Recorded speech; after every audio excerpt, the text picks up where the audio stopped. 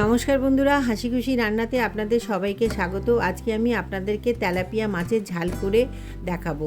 মাছগুলোকে আমি ভালো করে নুন হলুদ মাখিয়ে একটা একটা করে ভেজে রেখেছি। ওই একই তেলে দিয়ে দেবো কালো জিরে আর পেঁয়াজ দিয়ে আর দেবো কাঁচা লঙ্কা দিয়ে ভালো করে আমি নাড়িয়ে চাড়িয়ে ভেজে নেব।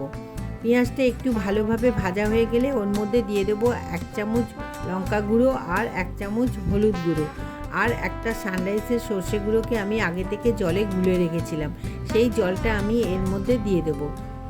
আর দিয়ে দেবো স্বাদ মতো নুন। দেওয়ার পর আমি এই ঝোলটাকে ভালো করে নাড়িয়ে চাড়িয়ে নেব। দেখবেন আস্তে আস্তে ঝোলটা ফুটতে আরম্ভ করেছে। এবার যেই ঝোলটা ফুটতে আরম্ভ করবে ওই ভাজা মাছগুলোকে আমি একটা একটা করে এর মধ্যে ডুবিয়ে দেব আর 5 মিনিটের মতো ফুটতে দেব।